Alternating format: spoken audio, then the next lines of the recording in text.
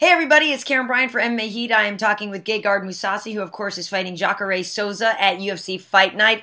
And Gegard, always a pleasure. You know you're one of my favorites. Always great to see you.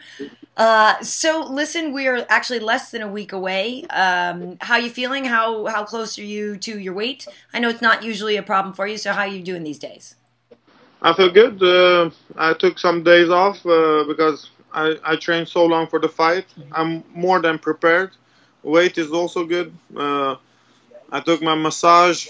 I'm now in the sauna with my friends. So before, tomorrow I fly. So just relaxing before the flight, and think I'm ready to go. So is that enough days for you? Obviously, you must feel that way. Comfort level in terms of jet lag. That's not too close to the fight. No, because normally I sleep in Holland at 3 or 4 o'clock in the morning anyway. Yeah. So if I get there, I will be at the U.S. time anyway. Right. So let's talk about the fact that the fight was pushed. You know, you just said you're in great shape, but how difficult was that for you? You were supposed to fight early August in Los Angeles, and basically it's a full month later. So how difficult was that for you to adjust where you were physically in terms of peaking at the right time? Well, motivational, a bit difficult because I had the Machida fight, and then right away I got the Munoz fight, and then I got the Jacare fight. So it was all behind each other. Yeah. So I had to take some days off. Some days I would train twice, some days once, some days just relax. And so motivation-wise, it was difficult, but I think I'm more technically prepared for Jacare now than I would have been a month ago. Yeah, certainly I would think there's a benefit to it if you look at the positive side. Gives you more time to prepare. So what did you spend that extra month working on? Well, I've been working a lot on wrestling. Wrestling, stand-up. I know his strength is ground, but of course I trained that also. But I think it all comes down to wrestling, defense, and how good his wrestling is. Yeah. And as long as my defense is good, I think I will be just fine in the fight. Yeah, how do you feel? I mean, your takedown defense has always been pretty good, right? Yeah, I feel so. The thing is, I shouldn't be too aggressive with him. I'm gonna let I don't want to give a lot of the game plan. I hear you. I know what you're saying. Yeah, it's I'm not gonna be aggressive. I'm gonna make him bring the fight. Right. And I'm always gonna go forward.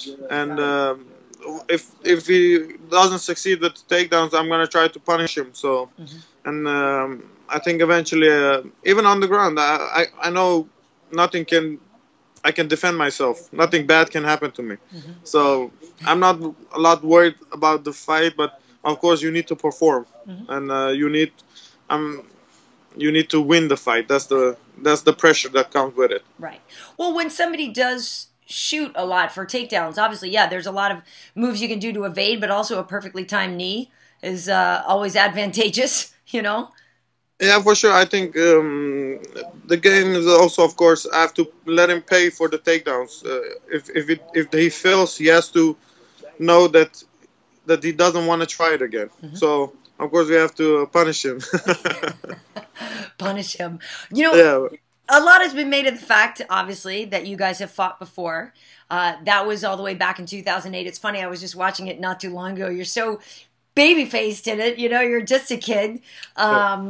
How do you feel about that fight? Because honestly, you know, afterwards, when your brother and everybody on your team is celebrating, you don't look that happy.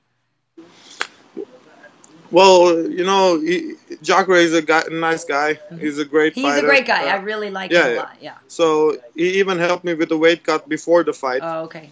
So, yeah.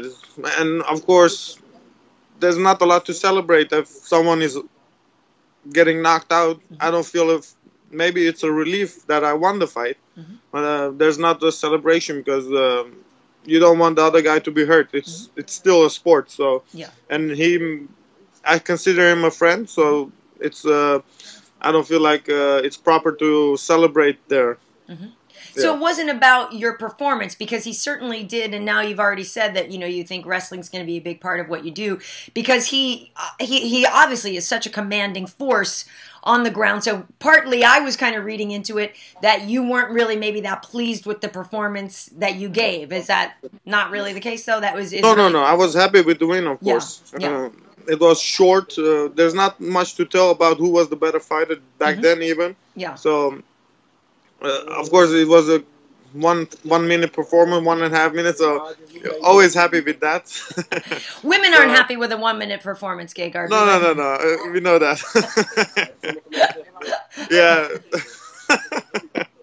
Yes, but I'm always happy if the fight ends quickly. Right. I don't get paid over if I go more rounds. Right. You get to stay pretty afterwards. You don't have to worry about it too much. Do you think, though, that gives you any kind of advantage going into this next fight, having already a victory over him? No, I think he asked for this fight. I think his confidence that he can beat me, and so I don't feel like I have a mental edge on him or whatever. No, not at all. No. You know, I'm curious how you feel, though, about your evolution, because if I'm not mistaken, even back then at that fight in Dream, you know, you've told us before that you didn't train as hard as you do now, that you didn't take it as seriously. So I'm wondering where you were in terms of your training at that point. Was that one of those fights where you did well, obviously, and you clearly won, but you weren't as focused to training as you are now? Where were you in your mindset back in that day? Well, I was training, but I would say I wasn't mature. Yeah. I'm more mature. I'm more experienced. I'm more confident now. Physically, I'm also stronger, and I think more experienced, and overall a better fighter. So going into the fight, I'm not very worried. Not so worried. You know, of course anything can happen, but. Always was able to protect myself, and of course anything can happen, but I don't feel like I'm in any danger in this fight. Really? Well, he's evolved a lot, though. At the time you fought in 2008, he was primarily a jiu-jitsu guy and was really feared for the ground game more. We saw in his fight with Francis Carmont, you know, his stand-up game is certainly evolving, and he's a lot more dangerous now as a fully rounded fighter. Yeah, but I feel my stand-up has grown a lot since Machida fight was also good, but I think I've grown a lot more. I've been working a lot on my boxing, and I think with a better coach, I think I've grown a lot stand-up, and it's going to be hard for him to close the distance because I get a better feeling for the distance now than I used to have. So stuff like that. So I'm more confident in my stand-up. So I think he has the ground advantage and I have the stand-up. Yeah. How do you feel, about the Munoz performance? I know, we talked after Lyoto, and even though I was praising you, and a lot of people have praised what you did against Lyoto because you did a lot better than a lot of people do. Clearly, against Mark, you had a great fight. Do you like your performance in that bout, though? Against Mark Munoz, of course, yeah. I think it was dominant. But it always has to do with the opponent. Mark Munoz is an aggressive guy. He comes to fight. He puts a high pace, but he does a lot. So you get more chances to do something. But Machida is more offensive. He would just hit you, and it's difficult. Yeah. I was in I would say I didn't have a good game plan against Machida, but a guy that brings the fight, it's always better for me. A guy who wants to trade punches, then you get your chances. But if a guy is too defensive, it's more difficult to put him away or try to get a finish. So I think it depends on the style of the fighting. Some fights you match up well, some you don't. Well, so stylistically, then you're basically describing the way Jacare has been fighting now, that should be great for you. Yeah, for sure. But I think still I'm going to put him backwards. I don't see him put pressure on me stand-up. I'm going to put pressure on him and try to go from there. Yeah. And so you did do all of your camp at home in Holland this time? Yeah, I had a great camp. I had some very big, heavy guys,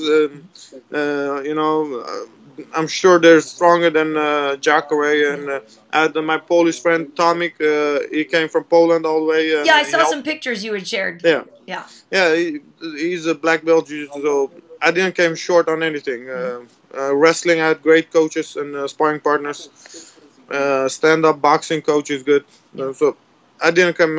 I'm fully prepared for this fight. Good. Well, because I know last time you said, you know, it wasn't a great camp for you and you had some distractions, but you still had a great performance. So you know, some people say bad camp, great fight. You know what I mean? But but here you feel good. You feel confident.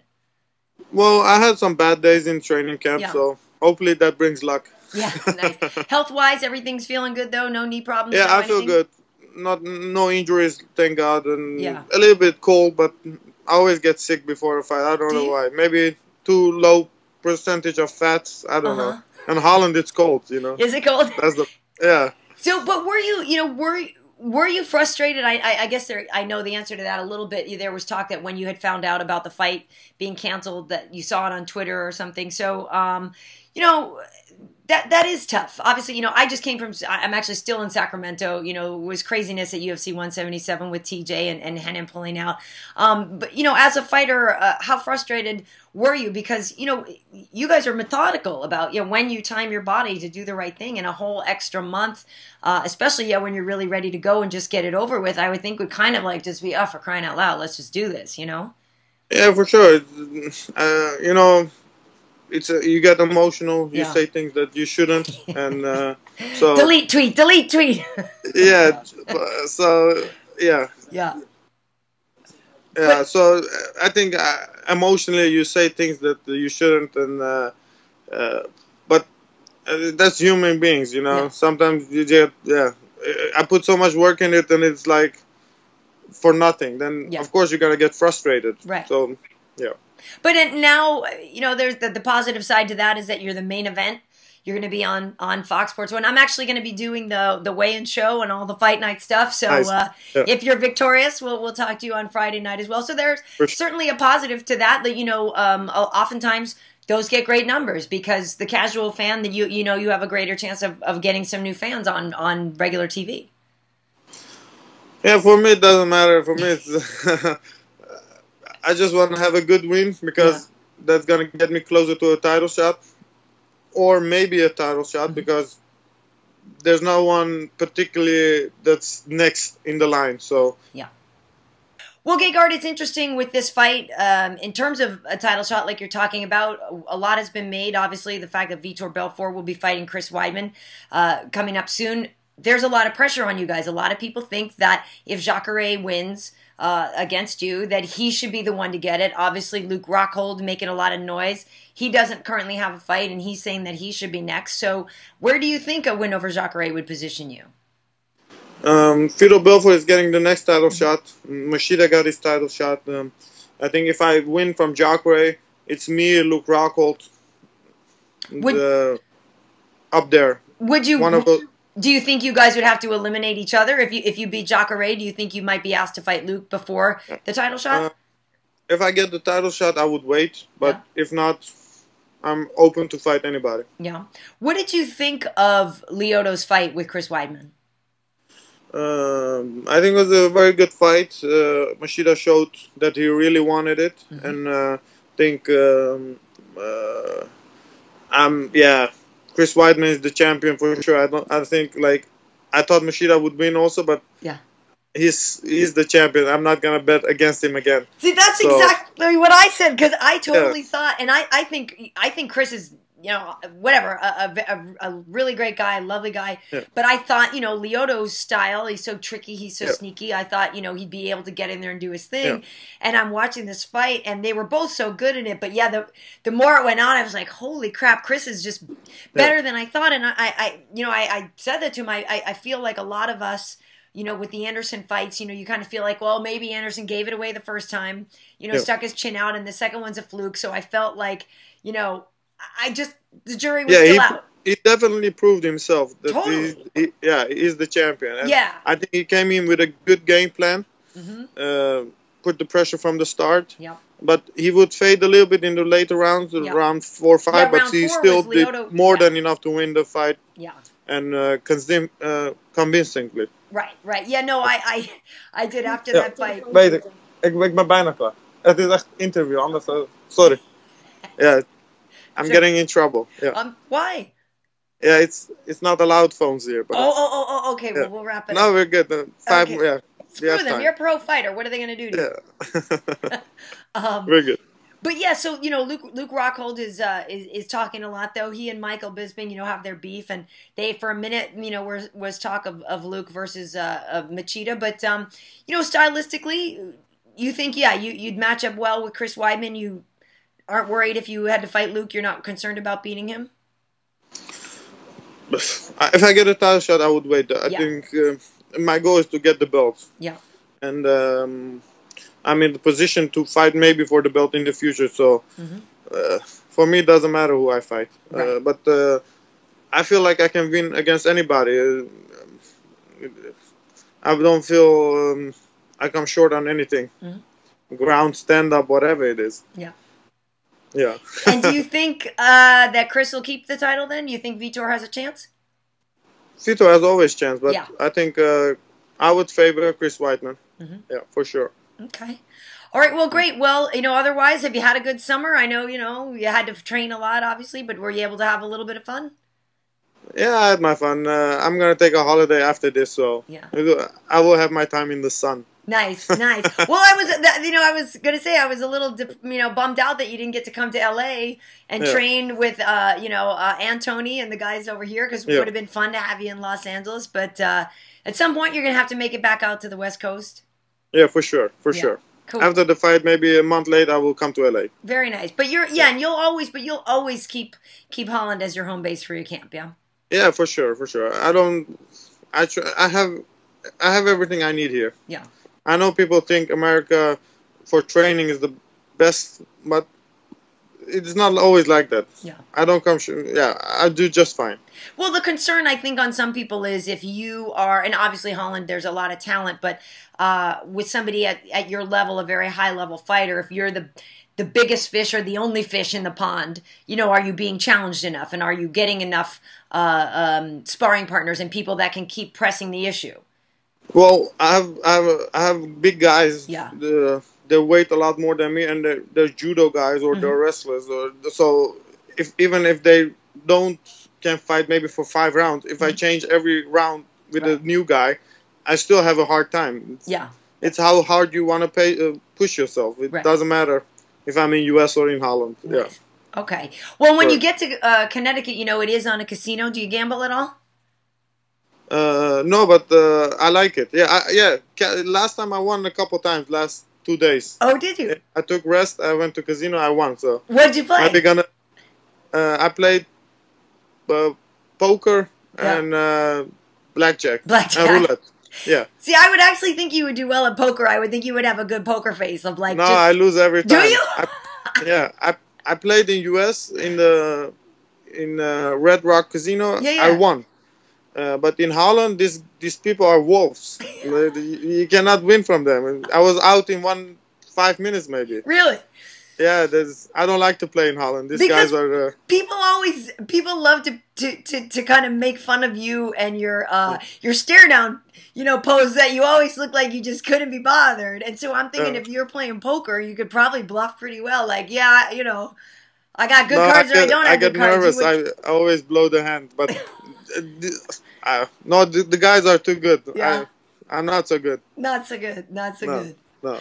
All right. Well, I wish you the very best of luck, and thank you for taking the time today. And I will see you, on the weigh-in show. We don't usually talk to you live. Usually you talk to the person backstage. But if you're victorious, then I'll be talking to you next Friday as well.